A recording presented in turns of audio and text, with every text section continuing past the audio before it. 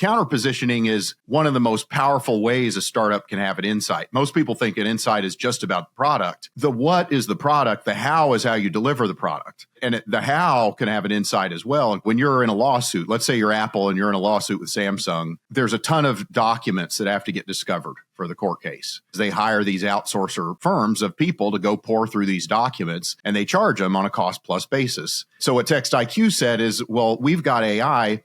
Why don't you just send us all your documents and we'll send you back the ones that are discoverable and we'll have more accuracy. Now you're not competing for software license or per seat revenue or even a subscription price. You're saying, I'm a substitute for that labor spend. You used to spend $50 million a year on this, so I can do it for a tenth of the price and much better. If I'm a SaaS vendor and I charge subscription by the seat, and that's all I've ever done, think about how embedded that must be in the culture, right? Every product manager thinks that way. The CFO thinks that way. There's nobody at the company who knows how to react to your strategy. If you change your business model, everyone's going to lose their mind. OpenAI is moving from being this API, developer tool to like a product company. They're releasing all of these consumer-facing products. A lot of founders are thinking about, what if OpenAI includes this as part of ChatGPT or includes this in some new product that they release? And I'm curious how you would think about counter-positioning that. I'm involved with a company called Applied Intuition, and they create simulation software for autonomous vehicles. If you're GM or if you're Porsche or you're these big companies, that's pretty valuable. But you can't just get that when Sam Altman releases his next demo at a demo day event. To succeed as a company like that and to really ask for giant contracts from these companies, you have to have not only AI expertise in products, but you have to have multidiscipline expertise. Everybody says, as kind of disses on these companies that are just an AI wrapper, right? And I'm like, well, if the thing that you're wrapping on top of involves a process that you really know about that most people don't, that may be a path to a great company.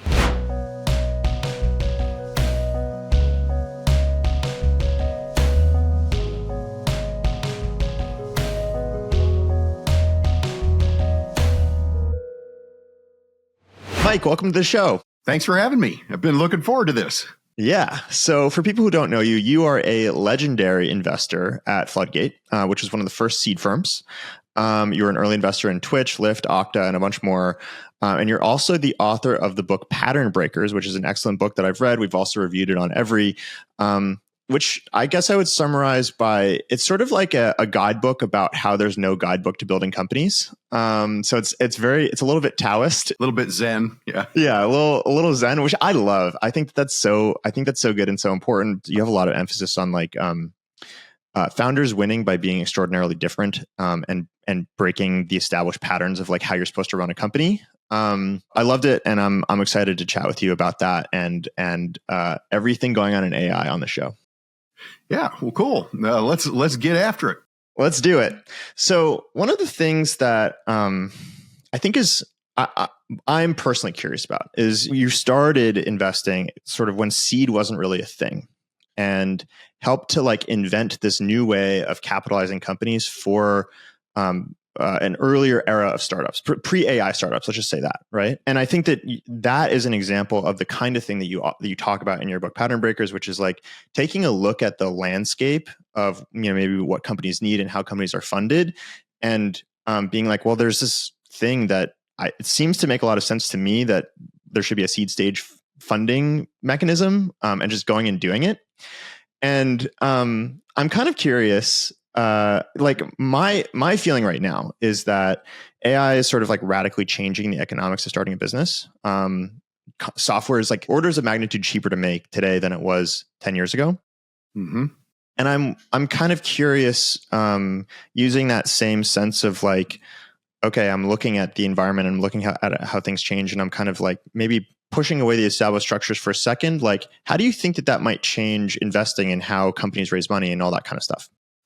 Yeah, I've been wondering about this a lot lately. So, as you know, one of the things that I emphasize in startups is the power of harnessing inflections, right? So I like to say that business is never a fair fight, and the startup has to have some unfair advantage way to win.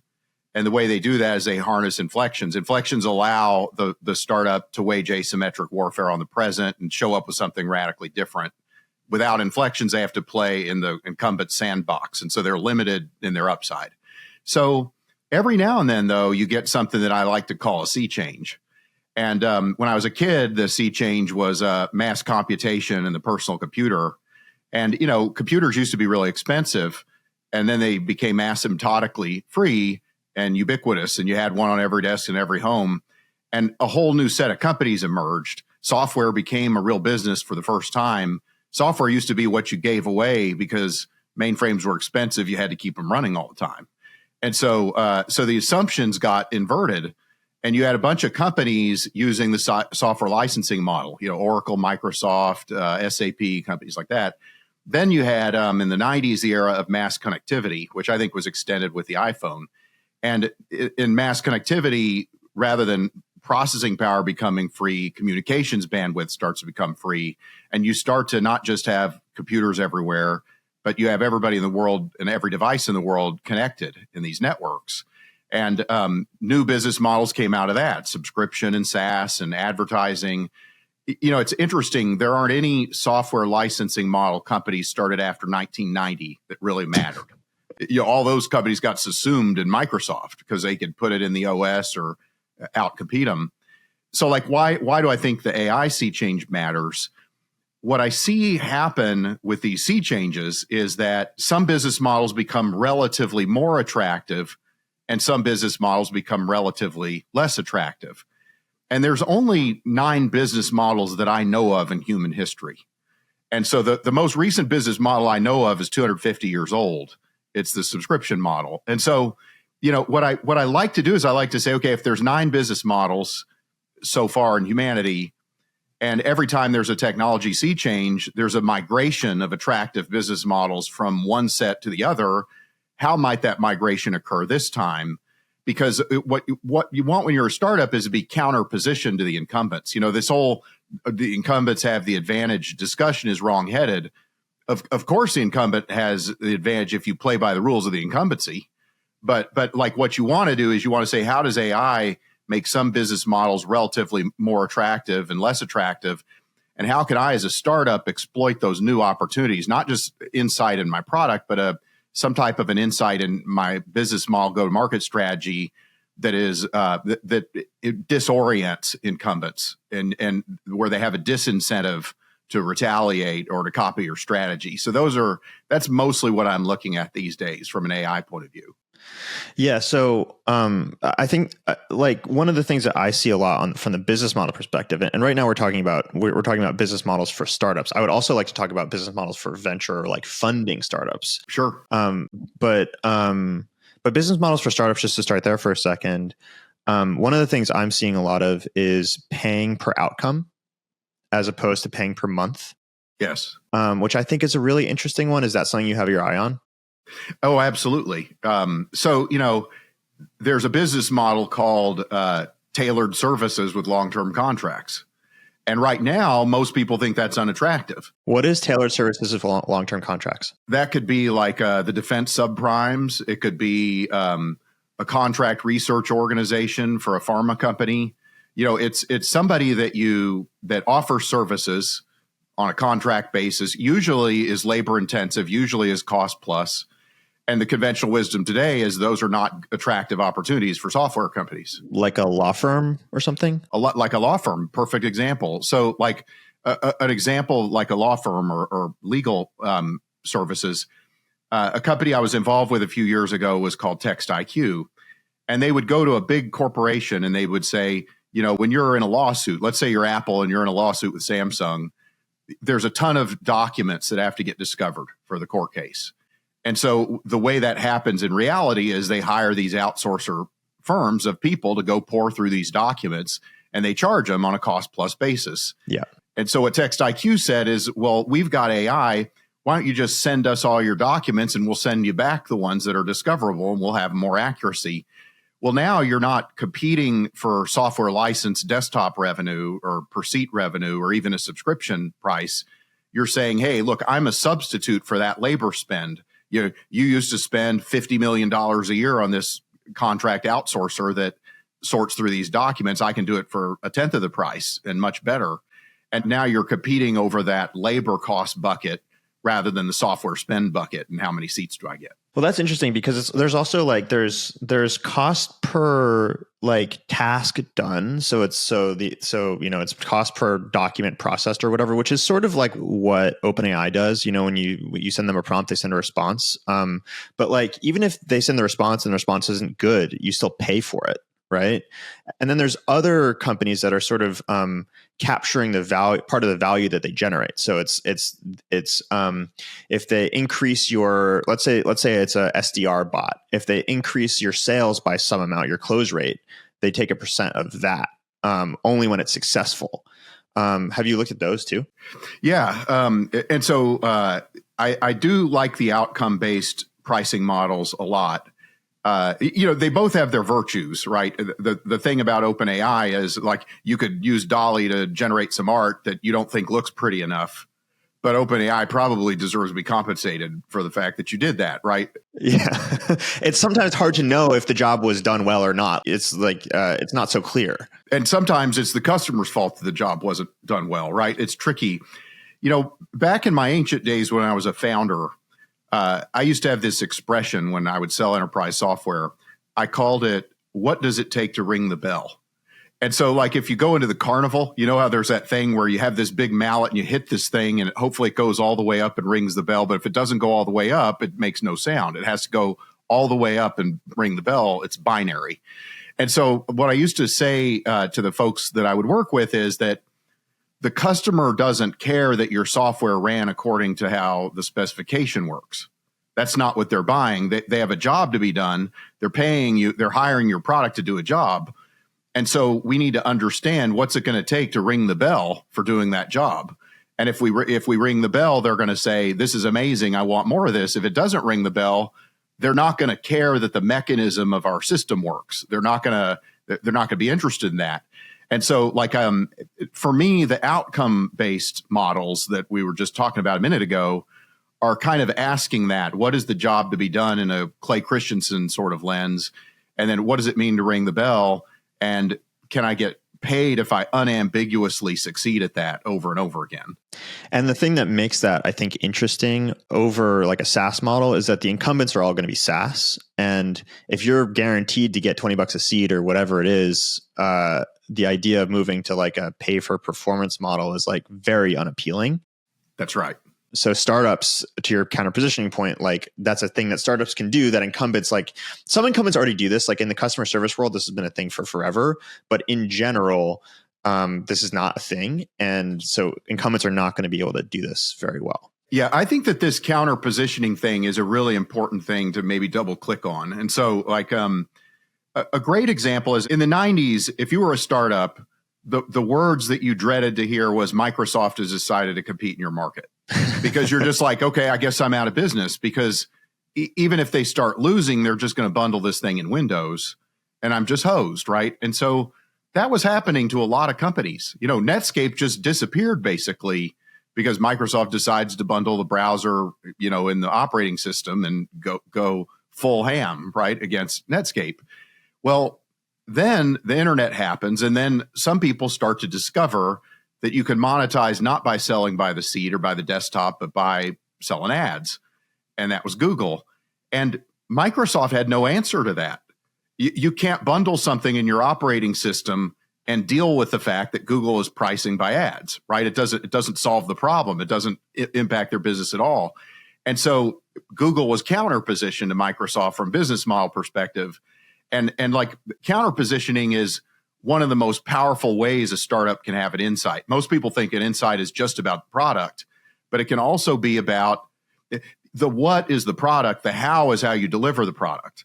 And the how can have an insight as well. And quite often the very best, most valuable companies have an insight around the business model that's facilitated. Google's business model couldn't work before the internet. The technology wouldn't have provided the empowerment necessary for Google to monetize with ads, but now all of a sudden it did. And so that's what we look for with this counter positioning. And to your point, right? Like now it's sell the work, not the software. If I'm a company, if I'm a SaaS vendor and I charge subscription by the seat, and that's all I've ever done, think about how embedded that must be in the culture, right? Every product manager thinks that way. The CFO thinks that way. There's nobody at the company who knows how to react to your strategy because the investors think that way. Everybody does. If you change your business model, everyone's going to lose their mind. Yeah. So how would you even think about changing it midstream? Even if you knew to have the insight that perhaps you should consider it, you just wouldn't have the wherewithal to do it because it's so embedded in your culture. Your entire value delivery system is predicated on a different model. Yeah. Well, let's keep talking about counter positioning. And I want to bring up, I think like if I have to pick who the Microsoft is of the AI world, like huge tech companies like Microsoft and Google aside, I think the one right now to think about counter positioning, or at least a lot of startups are afraid of, is OpenAI. OpenAI is moving from being this API developer tool to like a product company. They're releasing all of these consumer facing products. ChatGPT is sort of like taking over. And so I think a lot of founders are thinking about, well, what if ChatGPT includes this in their, OpenAI includes this as part of ChatGPT or includes this in some new product that they release. And I'm curious how you would think about counter positioning that. Yeah, so there are a couple of ways. There are a couple of things I find really interesting about OpenAI from a counter positioning. So maybe we start with startups, and then just there's some general stuff too, like with DeepSeek and things like that. But so like let's just take an example. I'm involved with a company called Applied Intuition, and they create simulation software. I love that name, by the way. Yeah, it's pretty good. Yeah, it creates simulation software for autonomous vehicles and also technology stacks for electric vehicles. And these car companies, other than Tesla, don't really know how to do EVs, don't know how to do AVs. They don't really even know how to do software, right? Their entire business model is predicated on a supply chain that's 100 years old, where they get parts from Bosch and chips from all these people and, parts from different tool and die shops and everything else. So Applied Intuition says, okay, we've got a bunch of people from Google and Waymo and now some people from Tesla and all the best autonomous vehicle, all the best EV companies in the world. We can build the entire thing that you need to sort of update your strategy and roadmap to have the software-defined car, which is where the future is going. Now, if you're GM or if you're Porsche or you're these big companies, that's pretty valuable. But you can't just get that when Sam Altman releases his next demo at a demo day event, right? Like, if you're going to have a software-defined car, there's a whole lot of things that you have to know intimately, the processes of how cars are made and manufactured and tested, the whole supply chain and, how the delivery system works. And so to succeed as a company like that and to really ask for giant contracts from these companies, you have to have not only AI expertise in products, but you have to have multidiscipline expertise. So like Kasser and Peter, they grew up in Detroit, but before they got at Google and Waymo, they were in the car industry at GM. And so cool. Yeah, so I like companies like that where one way I like to think about it is everybody says as kind of disses on these companies that are just an AI wrapper, right? And I'm like, well, if the thing that you're wrapping on top of involves a process that you really know about that most people don't, that may be a path to a great company. And so I think that's what I'm interested in, is some of those. The AI wrapper thing was so silly. I see less of that now, which is nice. But it was a very silly thing when it first started. So one other thing about this counter positioning in OpenAI that I think is interesting, and I'd love to get your read on, is one way I have internalized the DeepSeek stuff is that in the early days of the internet, all of the researchers from like Bell Labs and folks from like AT&T, Time Warner, the government said, this internet thing's a toy. It's never going to be good enough. We've tried this before. It doesn't work. These protocols are not going to be robust enough. And in the short term, you would have been right. None of these things looked all that interesting or impressive. But I was talking to Steve Sinofsky about this the other day. He was at Microsoft at the time when the internet took off.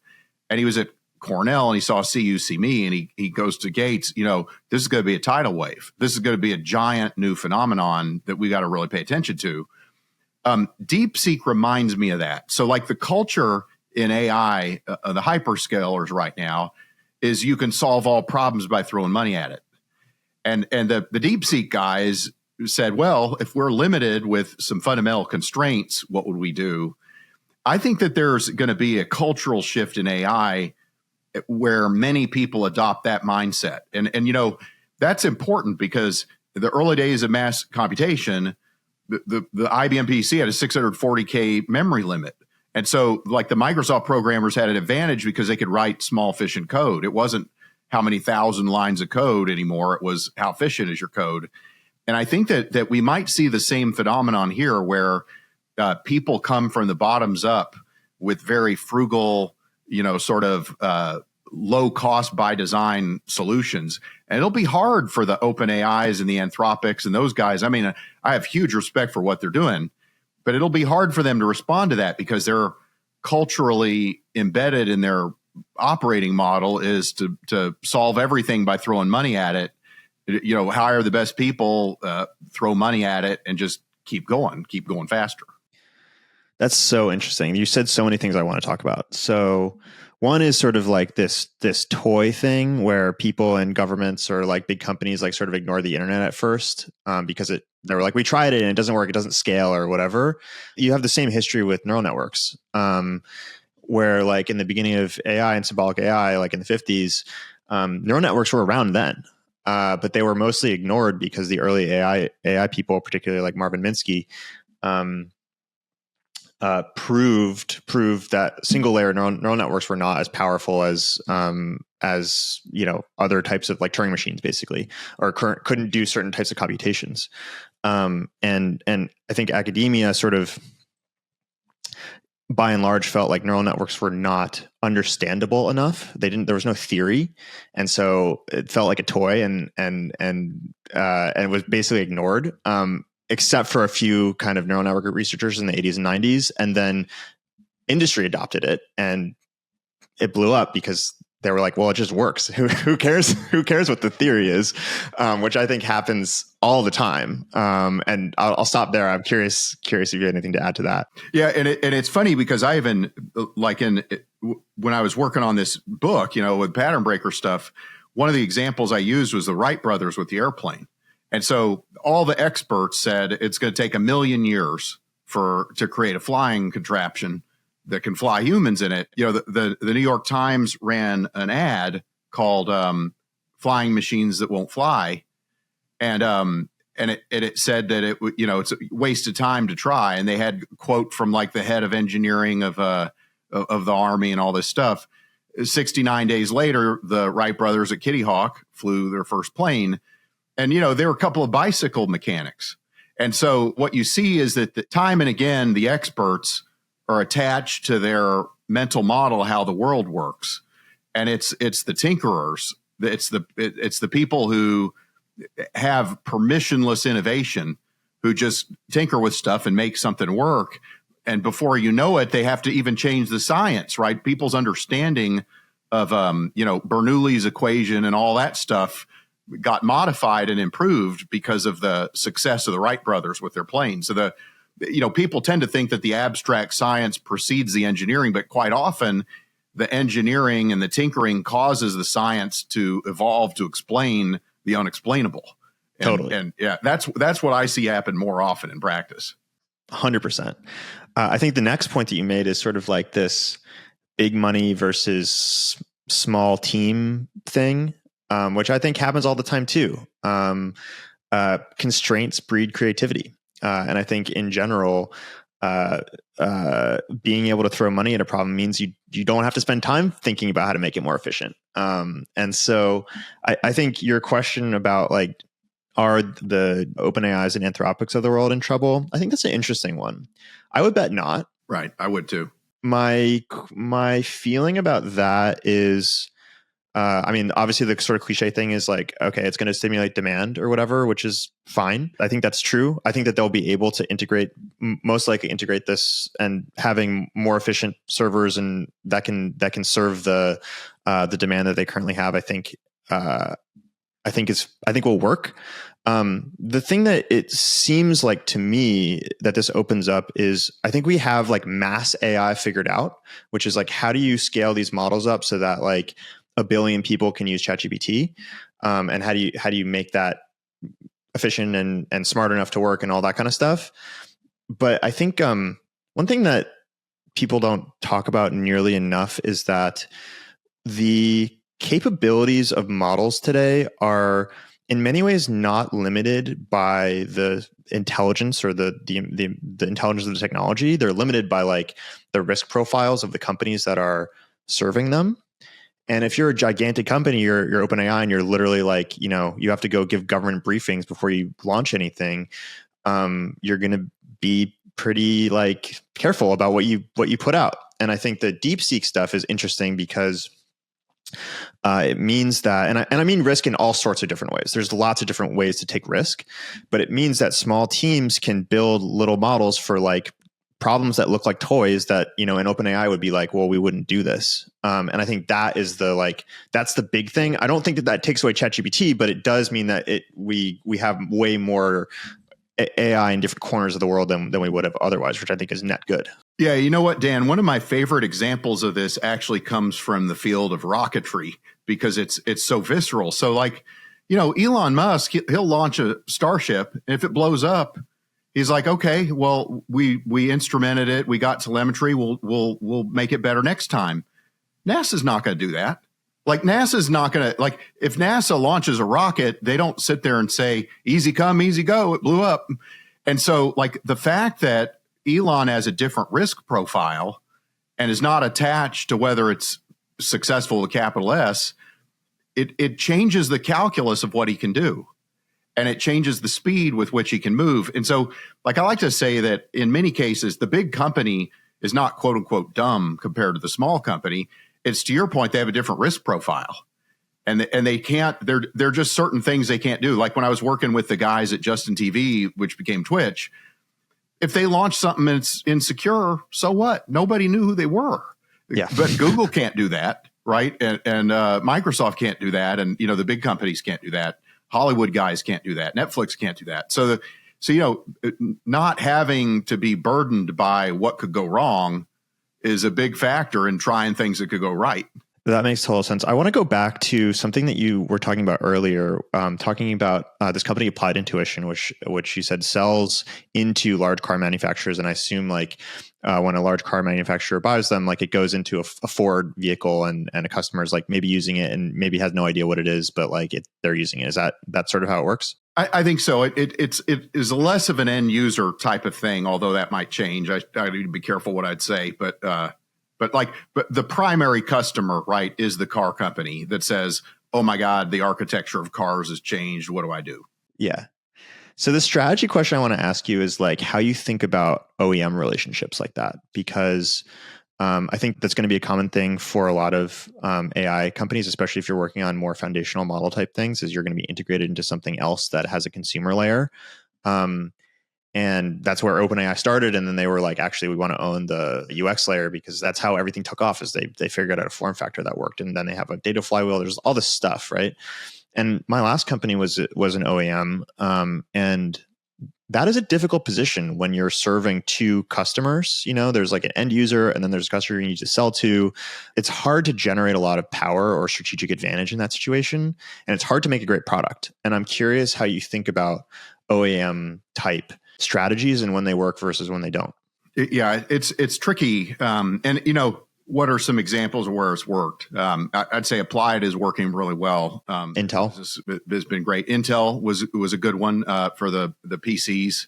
Another good example would be Qualcomm back in the day. With licensing their spread spectrum technologies and chips, and so it can work. Broadcom would be another. Twilio, I guess. Twilio is an interesting one. I like that. In fact, I like thinking of Twilio as a design win business more than a dev tool. I like that framing a lot, actually. And so the term I like to use to describe it is a design win model, where, you want to become viewed by the customer as integral to their product strategy. And so if they have like a slide that shows all these blocks and triangles and arrows and stuff, you need to be a big square in that slide, right? What you provide. Sometimes, like Twilio, you solve a problem that they really have, but that they just have no interest in solving on their own. So like if you're Uber, do you really want to have an entire team building a messaging update texting platform that's a substitute for Twilio? Probably none of your best developers want to do that inside of Uber, right? And so you're like, hey, I'll just pay Twilio every time the earth turns a click or I send a message. I'll send them tiny fractions of a penny. That's okay. So that can work. The other way I think it can work is if you solve something existential for the customer. So like in the case of the car companies, the end customer or the customer, the customer you're selling to? For the OEM, actually. So like the problem that the car companies have is that the Tesla is just a fundamentally different architecture than ICE vehicles, right? And it's not just it's got a battery and they don't. It has to do with how many what their operating system is like and how many chips they have and how messages flow throughout their messaging bus. And like Tesla is designed the way a car would be designed by Silicon Valley type of thinkers. Whereas the ICE vehicles of today are mostly, an amalgam of a bajillion part suppliers that they've done business with for a very long time. And it's kind of like whatever Bosch has this year is going to be the new windshield wiper sensor thingy that I put in the Mercedes, right? And that's how they've operated. So they look at it and they're just like, look, it's just a completely different paradigm of how you'd build a car. And so you need somebody that can be your thought partner in how to build those things. And so that can be another kind of design win model that works. That's interesting. Yeah. First of all, the thing that makes me think of is like there's this like knife's edge, which is interesting of this strategy, which is you have to be critical to their business, but somehow they don't want to do it themselves, which is like there's very few things that are like that. That's right. That's really hard. Either you're critical and they're like, maybe we'll work with you, but then we'll buy you or we'll replace you, or you're not critical and then it's horrible to like try to sell that product. No one wants to do that. That's and I love that framing of it. I haven't quite internalized it that way, but you're right. It's like they either don't want to do it themselves because they just don't want to, or they don't want to do it themselves because they can't conceive of how they would. Yeah. and they're just like, even if I want to, that's kind of academic. I can't. But in both cases, it's something that they actively choose not to do themselves. And there's a persistent reason for that to continue. Yeah. And I guess the reason, like an applied intuition would work is I'm thinking back, you mentioned Clay Christensen. I'm sort of like thinking about his conservation of attractive profits, where in the early days of new technologies, you want one company to integrate all the different steps of the value chain, basically, because you can iterate much quicker. So like Tesla, they don't have this huge web of different suppliers. They probably have a few, but like a lot of it, they're just doing themselves. Whereas it sounds like, like GM or whatever has like thousands of different modular manufacturers that they swap in and out because like the architecture of the car has been around for so long that it's not changing. And so it doesn't have to be integrated. It can just be like, it can be very modular, which I guess is a easier OEM sell, like, because Applied can just, as long as they know that architecture, they can sell into it versus like a more vertical, more integrated company. Yeah. Well, and here's how I internalize that, Dan. So just to make sure that we're on the same page with the same language, like what I understood from Clay, I've kind of got a little bit of a crush, an intellectual crush on Clay Christensen. I think the guy was amazing and a great human being. So what I understood him to say is that in early markets, the products are never quite good enough. They don't perform well enough. And so what happens is vendors get rewarded for having the integrated system because the customers will pay incremental dollars for incrementally better performance because they value that enhanced performance, And so, but then what eventually happens is the performance gets mostly good enough. And what Clay Christensen would call it is overshot customers. Now I'm trying to cram new features into my product to get customers to keep buying new things that I sell them, but now they don't want the new things as bad. And therefore you get this modularity argument. Somebody else shows up and says, look, you're being overcharged. You don't have to have one guy be the system integrator anymore. In fact, you can just have a whole bunch of different components that you can mix and match and swap in and out. And so then the conservation of attractive profits, it goes to the modular suppliers rather than the integrated supplier, which I think is happening. That was a much better summary of conservation of attractive profits than I gave you. Well, I don't know, but like that's the brilliance of Tesla. Like, Elon, everybody told him you should act like a car company acts. You should have modular components and suppliers in the supply chain. Elon understood, no, nobody can make an electric car that's good enough. I have to control all the critical technologies because I have to have the ability to have something that rises to the level of good enough. Nobody's ever had that before.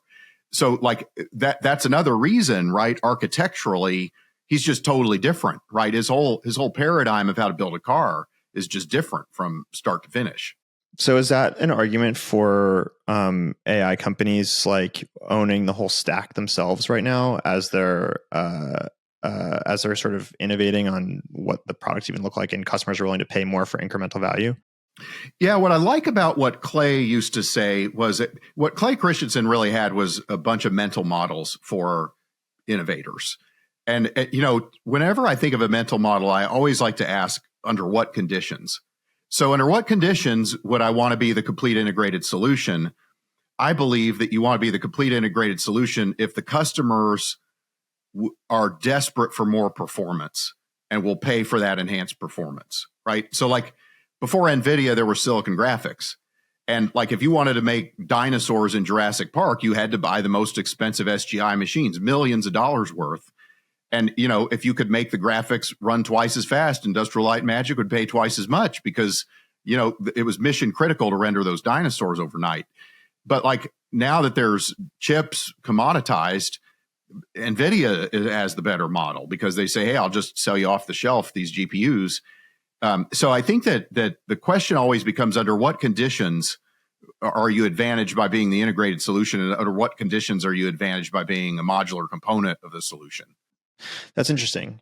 And I guess what's your best guess about where we are now in the AI landscape overall? Because I think that there is this common thing, and I actually felt this too, like when O1 came out, where people were like, I feel like my model is pretty much good enough. Like, I don't know what I would use O1 or O3 for. Even in the demos, like I remember one of the demos was like, list out the 13 Roman emperors, and it's like, that's not really something that I care that much about generally. And like, I'm not doing, most people are not doing PhD level research. That was my first feeling. But to be honest, now, like I just use O1 all the time and I don't really use any other model, or now I use O3.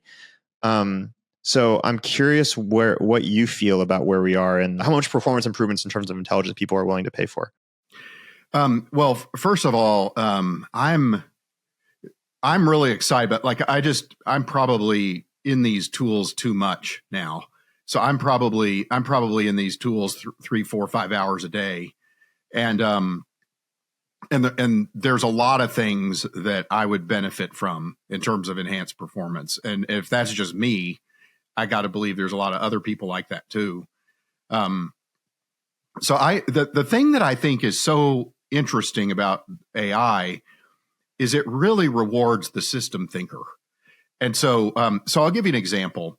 I have this database of what I call 100 bagger startups.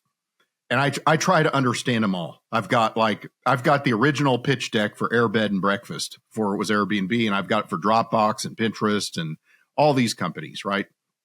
And I track, if you'd bought a share in the seed round, what would have happened? I run the inflection theory against it. I run insights. I try to understand if our frameworks would have caused us to decide. Well, now that I have that list, I could do all kinds of things. Like I can say, okay, please consider this list of 100 bagger startups. Which of Hamilton Helmer's 7 powers were harnessed by each of them as their primary power? Which Clay Christensen jobs to be done was the primary job that they did to get product market fit. How long did it take them to get 10 million in revenue? How long did it take them to get 100 million in revenue? Which of them had a first-time founder or CEO? Which of them replaced their CEO? I mean, if you're curious, it's like having an unlimited supply of smart people to go do that research for you. It's incredible. I feel the same way. I can read and think about so many more things than I would have been able to previously. And it makes it such a pleasure to get up every day. It's the best. It's unbelievable. It's a miracle, right? I just wish I was in my early 20s again. I'd be dangerous. Me too. Well, I guess that just makes me think like, why 100-bagger startups? Why not 100-bagger founders, right? Like how much is really in the Airbnb deck that's actually that useful? Yeah, so I've been working on that question a lot, and so I've been applying our frameworks and back testing them to prior startups. So I have these things that I call atomic eggs, and we'll probably launch them here pretty soon. But what an atomic egg lets you do is it lets you upload a pitch, and then it runs a whole bunch of different generative models against it. So an example would be Pattern Breaker's Insight Stress Test. So you could upload the Airbnb pitch deck and it would spit out, this was the fundamental insight with Airbnb, or this is like the part that was non-consensus, or these are the inflections that Airbnb is harnessing. And the AI has gotten really good at that. And then the other thing that it can do, I like the Sequoia ARC framework. They talk about, is this idea a hair on fire problem type? Is it a known problem type, or is it a future vision problem type? You can run that against 100-bagger startups, and and then I could say a scale of 1 to 10, how confident are you that that's the right way to classify it? And then back to your point about founders, you can start to say, okay, there's all these founders. What jumps out at you as anomalies about these founders? What jumps out at you as commonalities about these founders? Okay, now let's group these startups in different clusters and run the same experiment again. And then once you get some patterns, you say, okay, how might those patterns shift in a world of AI? How might they be the same in a world of AI? Like you could have just wondered about that as you walk down the street in the past, but like now you can act on that, right? You can act on that curiosity in real time. And that's just such a game changer, right? If you're curious about this stuff. How much does it because I mean, you write a lot about pattern breakers, right? So I guess I'm thinking about business theories or strategy theories as patterns, right? There are always patterns that work under certain conditions. Sometimes they're like more general than others, but like they're usually not like infinitely general. I don't know what the right word is. Perfectly general. And like I wonder, for example, if you took let's say we wound back the clock and we went back to like the 80s and we used all of the like frameworks they had in the 80s and put them into AI and like gave them Cisco or whatever, pick whatever company you want, Google, like would it have been able to tell the Google or the Airbnb pitch deck that it was a good company? I don't know that it could have predicted that it was going to have the success it had. Yeah. And I apply a slightly less stringent standard. What I really want to know is, should I spend time on this? Right. And so what I need to know when I look at a pitch like Airbnb is there something that's wacky and good about this that I might overlook if I'm busy and tired that day? But like if I can run a whole bunch of different tests against it. So like, you talked earlier about these models. Like Charlie Munger is somebody else who I've always respected. And, he had this saying, the map is not the territory. And what he meant by that is that, if you and I want to go from San Francisco to Cupertino and we use a flat map and let's say we use Google Maps or whatever, the odds that we will get there if we follow the directions are basically 100%, like 99.9%. In fact, I would argue that map is a better representation of reality than all the complexities of all reality. It's like you're trying to compress knowledge for the decision that matters, right? But like if you and I want to go to Germany, the map is not going to be an accurate portrayal of the territory because straight line is not the shortest path on a flat map that represents a globe, right? It would look like a curved line. And so like what you learn is that it's like we talked about earlier, the question is under what conditions is this model useful and under what conditions are the boundary conditions exceeded? And that's why you want to have a whole bunch of them, right? You want to have the right tool for the right situation. And then when it exceeds the scope of the boundaries, you want to not use that tool because you'll get bad decision making. Are there any new things? Because like one of the things you talk about in your book a lot that I like because this is sort of how I work. So it's maybe confirmation bias, but I like a lot is sort of the idea of living in the future, right? Like the best way to know what's coming is to just be like you're doing in these tools all day, every day. And you start to kind of like see things that you're other people maybe won't see because they're living in a different reality. And your reality is going to sort of spread everywhere else eventually is the idea.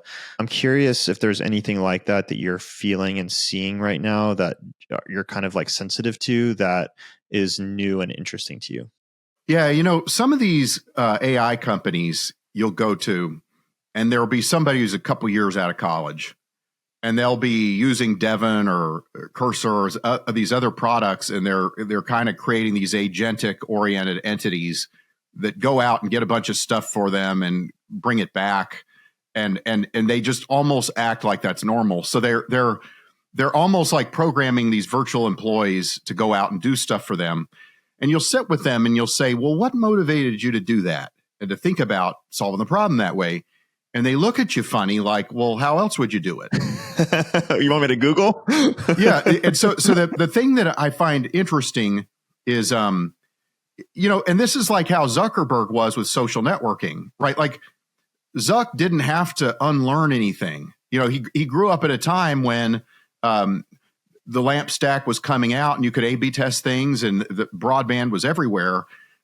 Before Facebook, like in the 90s, you had to have products that were well engineered because they just weren't scalable enough otherwise, right? You had to have experts that would architect and instrument the system so that it would be somewhat performant. Well, by the time Facebook comes around, Zuck's like, hey, well, we just try it and see what happens by the afternoon and decide whether we want to keep with this or not. Now, did Zuck say, aha, there's a disruptive trend and I'm going to get a leapfrog all these companies? No, like Zuckerberg didn't know anything about business at the time. It's almost like if you and I were raised in a world of Cartesian coordinates and now it's a world of polar coordinates, and somebody's born in a world of polar coordinates and they don't even have to translate between the two. They're like, what else is there? That's the only thing there is. I think that some of these AI natives are like that. And so I really want to spend time with them. I want to spend time with anybody who says my entire lived experience in business is a world where you're programming some form of AI assistance as a core function of the job. I love that. I mean, I see this all the time. Like we have a writer who started working with us probably, I would say 2 months ago. He's had a very successful career, not as a professional writer, just like working in AI at various tech companies and startups, and has founded his own startups. But he's working for us mostly as a writer, and he writes our Sunday email where we talk about all the new model releases. Like he's such a nerd for new stuff that comes out, which is amazing. That's like the kind of person you want writing. And he also, like when a new model comes out, like I'll often get early access. So we'll get on the phone together. He'll write like a first take of like all the things that we saw. And then I'll go through and like put my own take on it and whatever. So we co-write things together. And the first one that he did it like that, I got the draft and I was like, ooh, like he's smart. He's excited about this stuff, but like, he's not a professional writer. I can tell, right? Like it wasn't like something that I just punch up and like, I can just publish. It was like, I had to rewrite the whole thing. And what was crazy is after we did that, I was just like, okay, I want you to take my draft and then your draft, and I want you to put it into O1 and pull out what changed. And he did that. And we did that a couple times. And we just covered the launch of DeepSeek together. And the first draft he did, it was like he made a year's worth of progress in a month. Like I've worked with so many writers in my career at this point, and I've seen where people are at, like when I first started working with him, it takes them like 1,000 drafts to make the amount of progress that he made in a month. It's crazy. Yes. Yeah. It's so interesting, right? And I'm finding the same thing, Dan. So like, as I started working on these mental models for seed and these generative models, I started to say to myself, what is a good mental model in the first place? Like, has anybody ever defined what one is? What should it contain? What makes it good versus bad? Under what conditions is it good or bad? And there wasn't a whole lot about it. There's a couple books on mental models, but not a whole lot. And so I said, before I start just saying, here's a mental model, jobs to be done, I should create a foundational document that's the taxonomy of a good mental model and the questions it should answer and the flow that it should take. So I did that. Now I can just say, I'm just gonna write about jobs to be done for what it is. And then I run it against this framework and it says you're missing A, B, and C. And I'm like, hey, well, can you elaborate on that? And it just adds it, and within 30 minutes, you have something that's just off the hook, right? It's just so good. It's great. And it's like, you just look at that and you're just like, it just feels like magic. It feels like you put on some cape and just learned how to fly all of a sudden, and I'm just like, but like, it goes back to reward system level thinking, right? You had to zoom out and say, wait, if I'm going to someday have 100 mental models, I ought to define a canonical baseline good one. And I ought to have a theory about what makes it good. And I ought to apply that theory to every one that I do, because I'm going to get leverage if I do that. But now I'm going to make the AI do the work for me. And it teaches you stuff, right? Like now you say, oh, I thought I knew jobs to be done was a mental model, but there are boundary conditions I hadn't thought about before that are kind of interesting. And so, yeah, it's just such a great time to be alive with this stuff. I agree. I want to go back to the original question I asked you, because it's still on my mind, which is software is getting so much cheaper to make. The VC model, even the seed model, which you pioneered, is predicated on a different world where it was expensive to make software at first, and then it was free to distribute. And I'm curious how you think that might change the VC model, if at all. And I'll preface this by saying this is a selfish question, because I run it's like, I don't even really have words for the kind of company we are. We have a newsletter with 100,000 subscribers, and then we have 3 different software products, and we're 10 people. It's like a whole different thing. Yeah. And I use that sparkle thing, by the way. It's cool. You do? Oh, I love that. That's great. Love to hear that. And like, I feel like I want a different funding model. And I'm working through different options, but I'm kind of curious how you think that might change. Yeah. So I've been thinking about it a lot. So there's 2 different angles, and there's the angle that you're describing, and another person that I respect who thinks a lot about this is a guy named Greg Eisenberg, right, on Twitter. And so, like, let me see if I can capture what I think it is. It's that you have a situation where what it takes to build a product has collapsed yet again, just like it did with a lamp stack. And it's profound in a lot of ways. It's not just that it costs you less money to build a product, but like, you had the chat PRD on a few episodes ago. Chat PRD lets one person have the entire idea premise of the product in their own mind, and doesn't require them to therefore have a giant team of other people. So it changes the dynamics of who can build software and what it takes to build it. And so you start to say, okay, well, are you going to have these tiny little companies that generate a ton of revenue, and they don't even have to generate that much to be wildly efficient and profitable? Why would you need VC money at all? And I'm pretty sympathetic to that point of view. Although I tend to go to the founders and say, look, I'm not under pressure to put a lot of money into you. Our funds are small, and all things being equal, I'd rather have it be one and done, and we try a few things. Here's the other thing, though, that I think is really interesting that I'm trying to find kindred spirits around. The the LAMP stack didn't just collapse the costs of startups. It created a new way of building. It created a new model of building, right? So you used to have waterfall development, and you had to define everything that's in the release up front, and then you go on a death march for a year, and you ship it, and it either succeeds or it bombs. And that was just how products were. And then the LAMP stack comes out, and you have lean startups and agile. And what I'm seeing happen now, and I'm not sure what to call it. So right now I'm calling it Darwinian engineering or digital Darwinism. So like, if you think about it, like in an ecosystem, you don't have the individual elements and players in the ecosystem be programmed in a literal way. What you have is a system designer, if you will, and then the system gets to operate autonomously from the designer. And so I sit there and I think, man, that kind of rhymes for me. So like, I think about it like it's like natural evolution rather than traditional development, and that you're going to have AI tools that shift from agile to continuous adaptation. And you're gonna build software elements and components that are adaptive by design and that can sense and respond to the inputs that they get in the real world, independent of the pro. So rather than have a business model canvas, you have a business model dashboard that's live status of what's happening.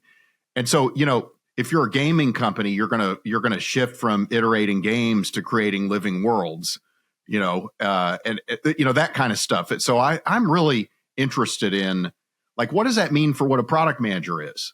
What does that mean for dashboards of the future? What does it mean for how QA happens? All that stuff.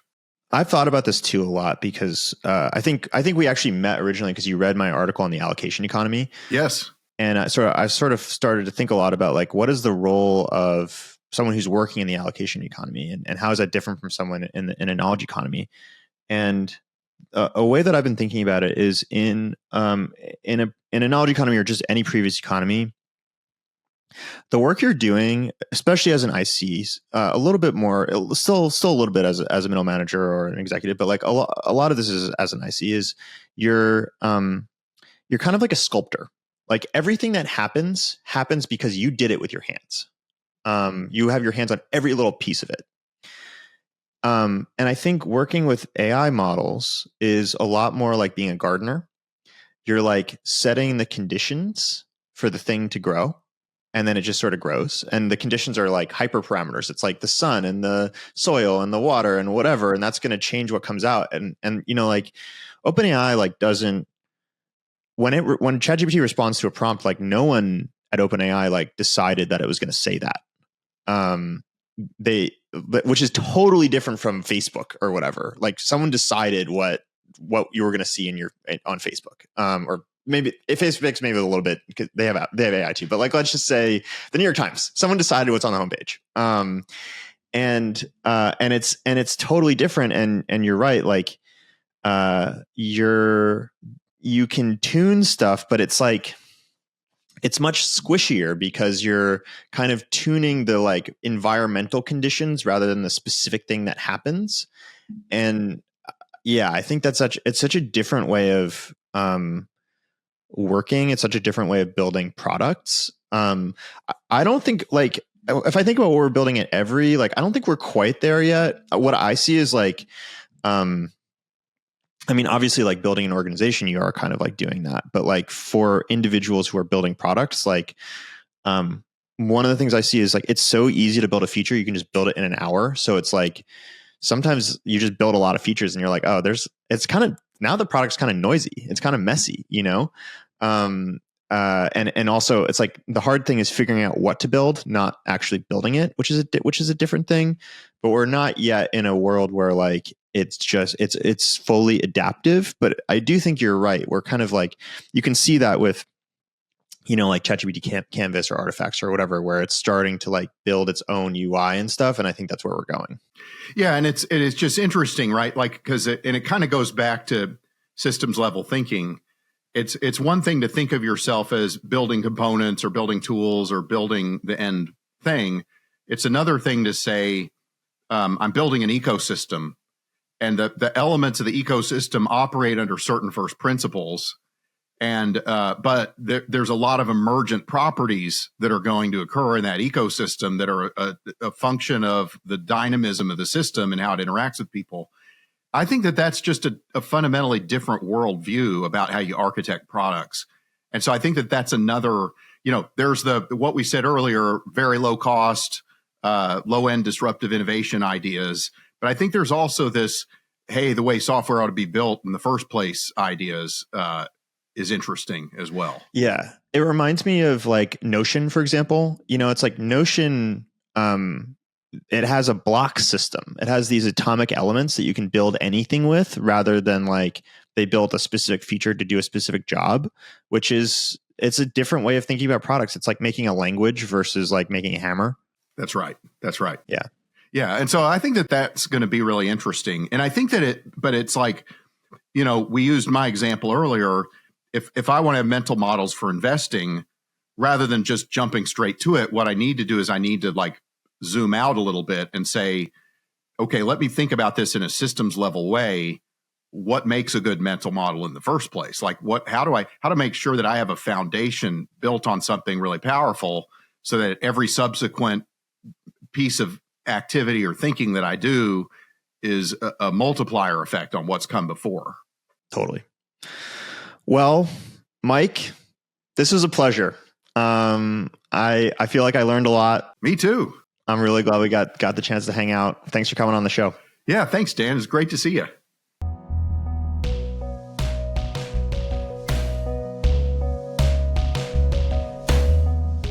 Oh my gosh, folks, you absolutely positively have to smash that like button and subscribe to AI and I. Why?